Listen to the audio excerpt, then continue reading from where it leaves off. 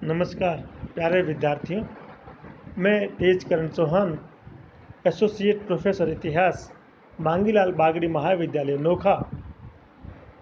आज हम BA part third के सेकंड पेपर भारतीय संस्कृति के मूल आधार के अंतर्गत भारत में वैदिक सभ्यता और वैदिक लोगों के धार्मिक विश्वासों के बारे में चर्चा करेंगे। कल हमने भारत में सिंधु सभ्यता के लोगों के धार्मिक विश्वासों के बारे में जानकारी प्राप्त की थी। आज हम भारतवर्ष में वैदिक सभ्यता जिसका विकास आर्यों ने किया था, उसके धार्मिक विश्वासों के बारे में जानकारी प्राप्त करेंगे।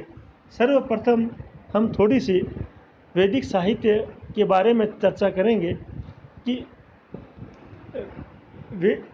आर्यों की वैदिक सभ्यता के बारे में जानकारी प्रदान करने वाले मुख्य स्रोत वैदिक संहिताएं हैं। वैदिक सभ्यता से तात्पर्य वैदिक साहित्य में वर्णित सभ्यता से लगाया जाता है। वेद शब्द संस्कृत की विद धातु से बने हैं, जिसका अर्थ है जानना या ज्ञान प्राप्त करना। वैदिक साहित्य से तात्पर्य 4 वेदों से लगाया जाता है: ऋग्वेद, सामवेद, यजुर्वेद और अथर्ववेद। प्रत्येक वेद की अपनी संहिता है और प्रत्येक संहिताओं से संबद्ध ब्राह्मण ग्रंथ, आरण्यक ग्रंथ एवं उपनिषद ग्रंथ हैं। ये सभी वैदिक साहित्य का ही भाग हैं।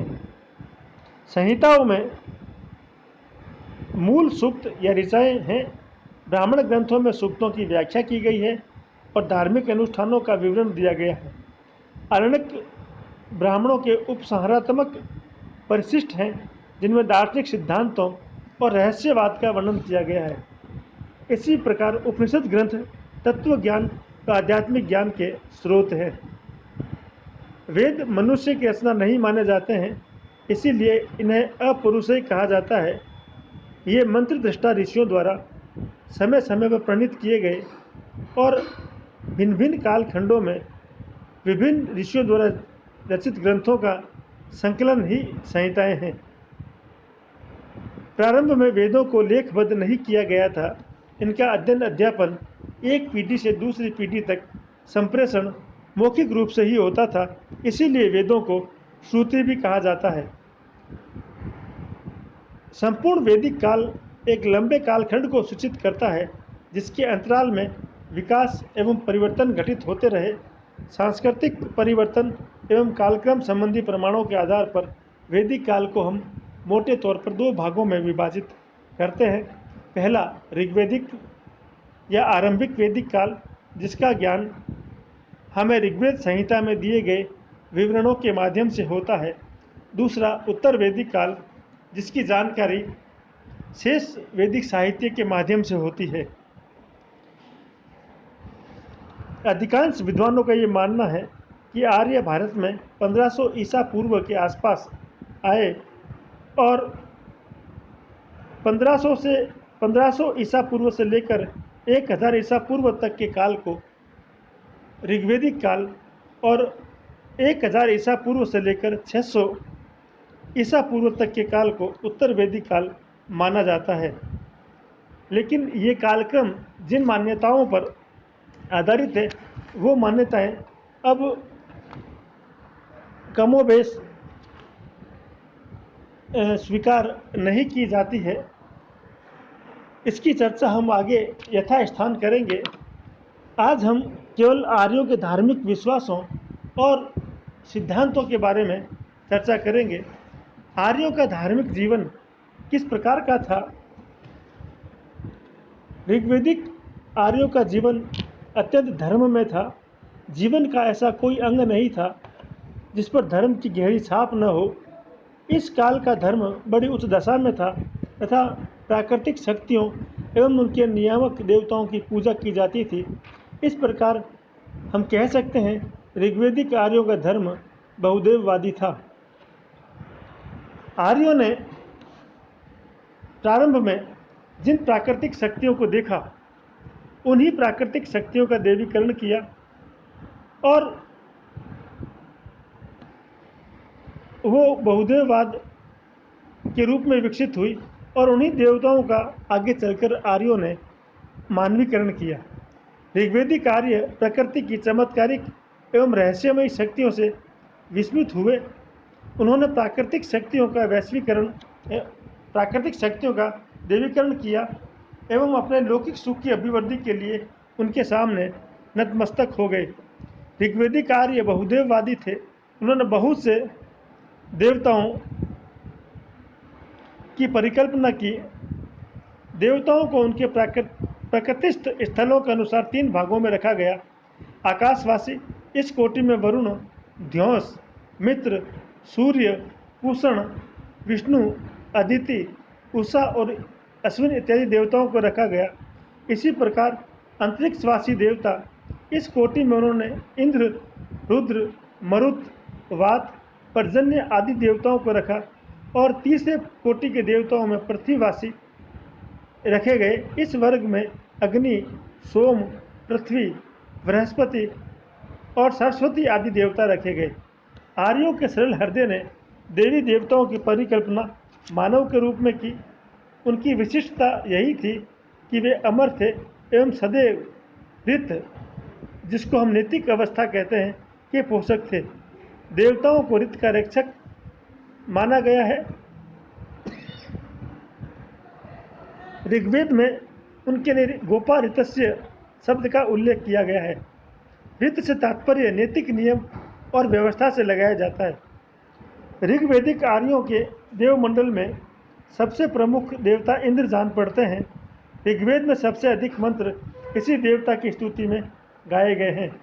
वरुण जल के देवता हैं और सृष्टि में नैतिक व्यवस्थाओं के नियामक के रूप में इन्हें स्थान दिया गया है। अग्नि मनुष्य और देवताओं के बीच मध्यस्थ है। वे यज्ञ में अर्पित सामग्री को स्वीकार करके देवताओं तक पहुंचाते हैं। सोम को भी देवता माना गया है। सूर्य, विष्णु, रुद्र, पृथ्वी, मरुत, पर्जन्य, बृहस्पति आदि अन्य देवताओं का भी उल्लेख मिलता है।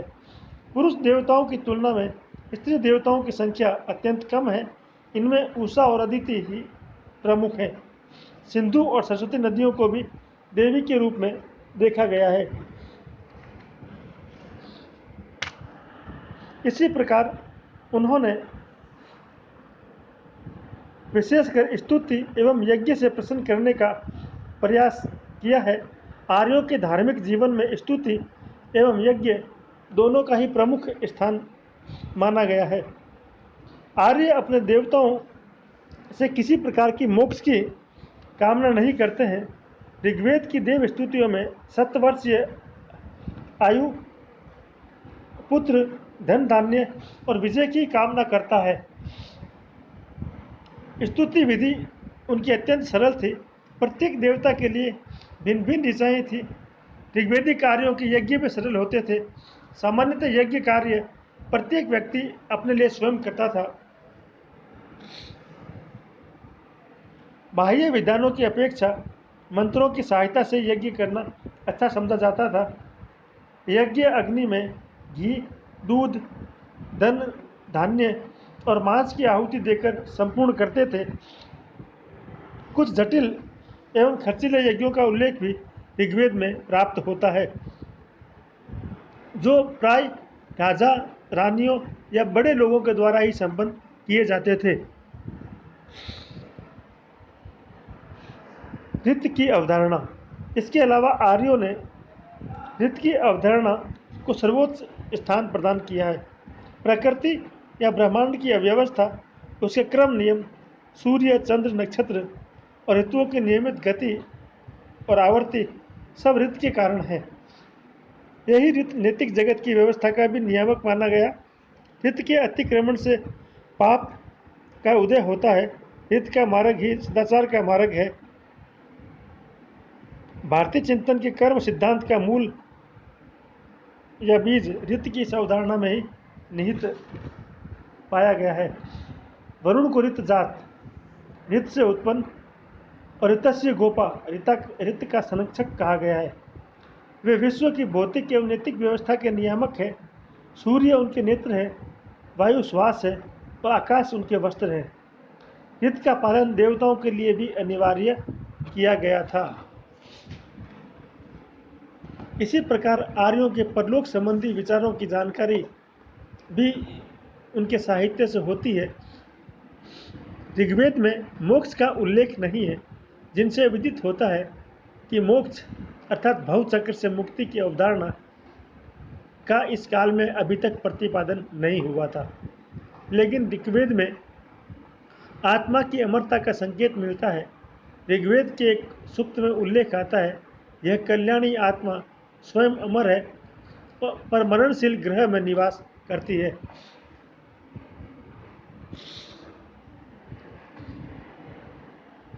ऋग्वेद के एक अन्य मंत्र में मृतक की आत्मा से यह प्रार्थना की गई है कि वह जिस भी सुदूर स्थल पर भ्रमण कर रही हो लौट आए, किंतु ऋग्वेद में पुनर्जन्म की अवधारणा का स्पष्ट संकेत प्राप्त नहीं होता है। ऋग्वेद में परलोक संबंधी विचार मिलते हैं।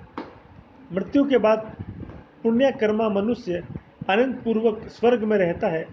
ऋग्वेद में स्वर्ग का बड़ा सुंदर वर्णन किया गया है। अमृत लोक में ज्योति निरंतर चमकती रहती है। यज्ञ ज्योति रजस्त्र, वहाँ आनंद है, मोद है, उल्लास है। वहाँ सब कामनाओं की संतुष्टि है, तृप्ति है। ऋग्वेद में यम को पितृलोक का अधिपति कहा गया है। एक स्थान पर देवयान और पितृयान का उल्लेख भी प्राप्त होता है। ऋग्वेद में नरक की स्पष्ट धारणा नहीं है, लेकिन पापियों को दंडित किए जाने का उल्लेख मिलता है। ऋग्वेद में एक स्थान पर कहा गया है कि वरुण पापियों को गहरे गड्ढे में ढकेल देते हैं। वरुण देवता की स्तुतियों में पाप के लिए क्षमा याचना का भाव दिखाई देता है। ऋग्वेद का कहना है, हितवान एवं धृतव्रत होने के कारण वरुण पापियों के प्रति भी सहृदय हो जाते हैं एवं उन्हें क्षमा प्रदान कर देते हैं। इनसे विदित होता है ऋग्वेदिक आर्य पाप के भार एवं उनसे मुक्ति के भाव से सर्वथा परिचित थे। इसी प्रकार आर्य एकेश्वरवाद एवं परम तत्वों में विश्वास रखते थे। ऋग्वेदिक आर्य बहुदेववादी थे, लेकिन ऋग्वेद के कुछ स्थानों से ऐसा विदित होता है इन बहुत से देवताओं के ऊपर अंततोगत्वा एक ईश्वर और एक परम निर्गुण का साक्षात्कार भी किया गया है और इन सभी देवताओं को उस एक तत्व या ईश्वर का प्रतिनिधि माना गया है। ऋग्वेद के प्रथम मंडल में यह उल्लेख है, सत्य एक है, विद्वान उसे अनेक नामों से पुकारते हैं, जैसे अग्नि, यम, मातीश्वरा। एकम सद विप्रा बहुधा वदंती अग्निम यमम मातृस्विरन्नहु। ऋग्वेद के 10वें मंडल का कथन है, वह एक ही है, लेकिन उसके अनेक रूपों में कल्पना की गई है।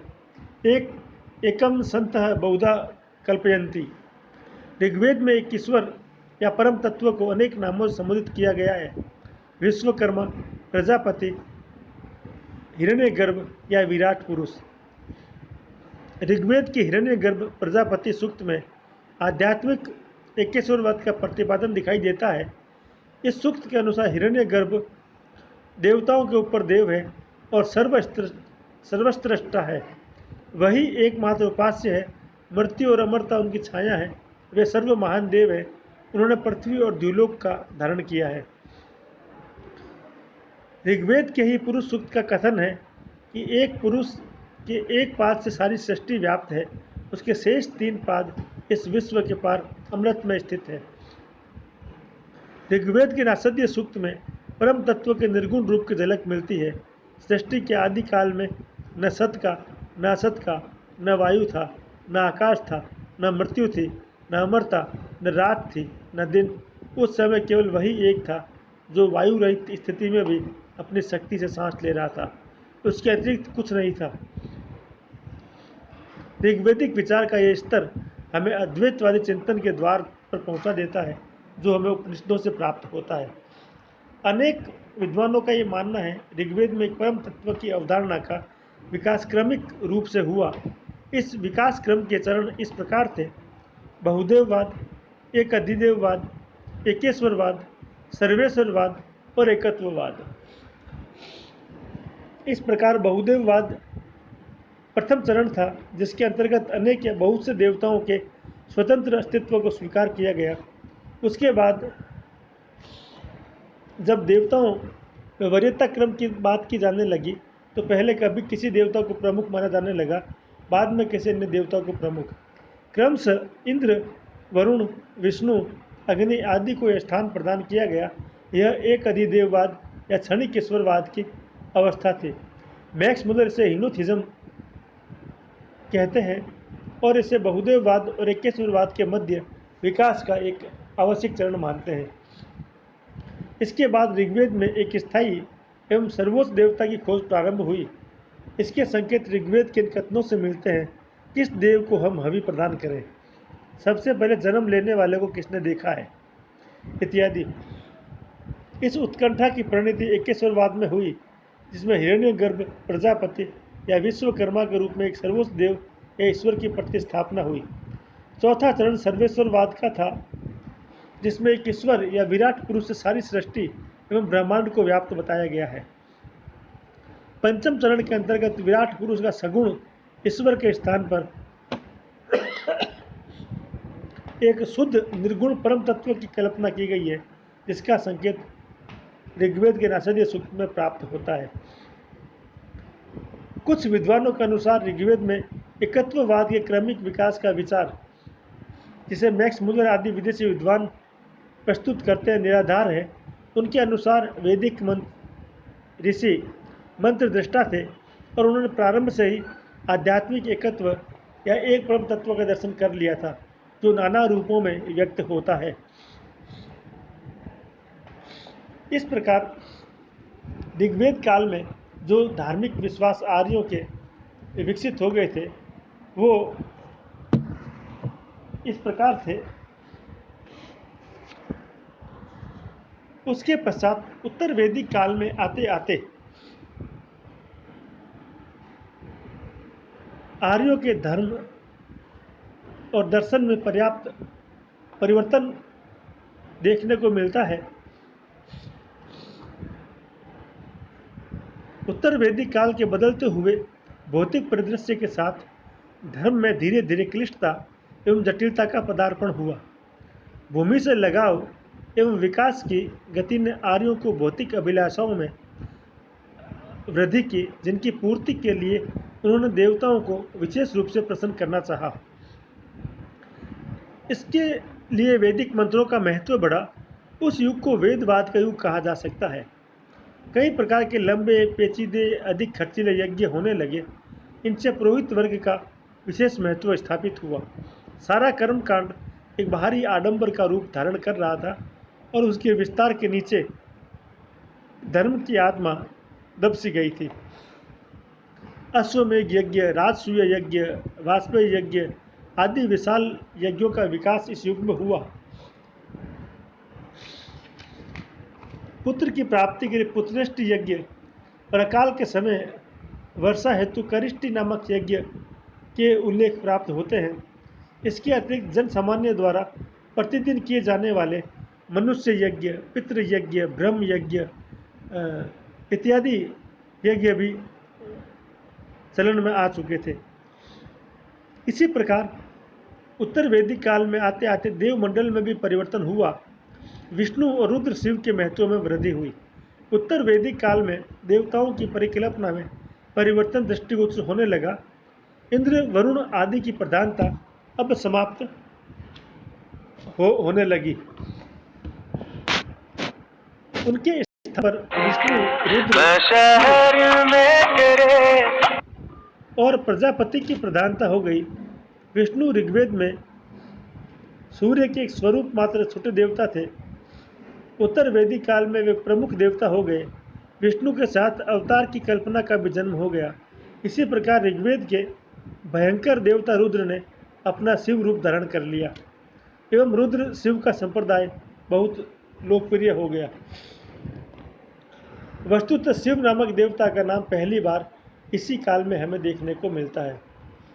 इसी प्रकार प्रचलित लौकिक विश्वासों एवं अंधविश्वासों पर आधारित लोक धर्म का भी विकास इस युग में देखने को मिलता है। अथर्ववेद से हमें वशीकरण, जादू टोना, मारण, अत्याचार इत्यादि प्रकार की विधियों के उल्लेख ऋग्वेद के माध्यम से प्राप्त होते हैं। राक्षस, पिशाच जैसी आसुरी शक्तियों का उल्लेख भी ऋग्वेद से प्राप्त होता है। इसी प्रकार इस उत्तर वैदिक काल में नीति का विकास धीरे धीरे हुआ। नीति या नैतिक आचरण संबंधी कुछ सिद्धांतों की संस्थागत स्थापना इस काल में हुई। इनमें पंच महायज्ञों एवं 3 ऋणों की कल्पना मुख्य है। प्रत्येक ग्रस्त के लिए इनका पालन करना आवश्यक माना गया। पंच महायज्ञ अर्थात ब्रह्म यज्ञ या ऋषि यज्ञ, स्व अध्याय,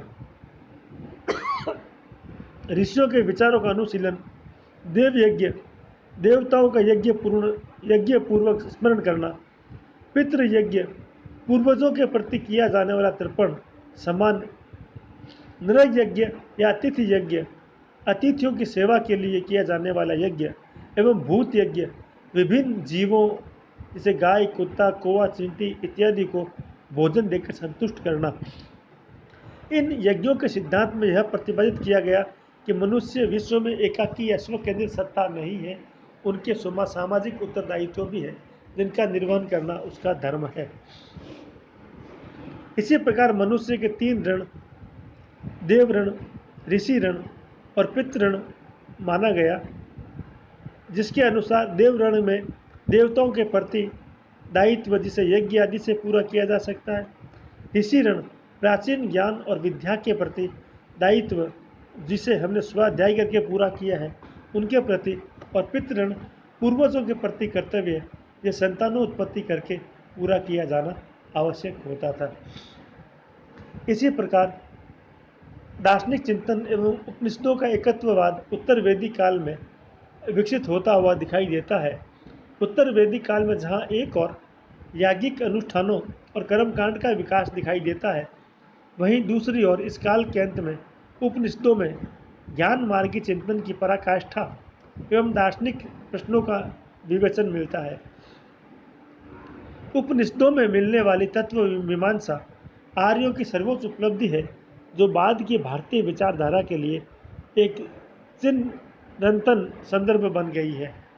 उपनिषदों का मूल प्रतिपाद्य एकत्ववाद का सिद्धांत है, जिसके अनुसार संसार का अंतिम और एकमात्र सत्य जो व्यक्ति में व्याप्त है और उससे परे भी है, वह आत्मा है, और ब्रह्म एवं आत्मा वस्तुतः एक ही है, इनमें किसी प्रकार का द्वैत नहीं है। उपनिषदों के महत्वपूर्ण उद्घोष अयम आत्मा ब्रह्म, यह आत्मा ही ब्रह्म है, तत्वमसि अर्थात तुम ही ब्रह्म हो, अहम ब्रह्मास्मि, मैं ही ब्रह्म हूँ। व्यक्ति के जीवन का उद्देश्य इसी सत्य की अनुभूति है जो चिदानंद की अवस्था है। इसी तत्व के ज्ञान के कारण संसार में दुख है, वेदना है। इस प्रकार के परिवर्तन हमें उत्तर वैदिक काल में दिखाई देने शुरू हुए, और उत्तर वैदिक काल में जो धर्म में जटिलताएं आ गई, जो विकास जीव, जगत, सृष्टि, संसार, कर्ता, ईश्वर के बारे में जो धारणाएं बनी, वो धारणाएं आज भी भारतीय जन जीवन का एक महत्वपूर्ण अंग बनी हुई है। धन्यवाद। आज हमने इस अध्याय के अंतर्गत ऋग्वैदिक और उत्तर वैदिक काल के आर्यों के धार्मिक विश्वासों और सिद्धांतों को जानने का प्रयास किया है। धन्यवाद। जय हिंद, जय भारत।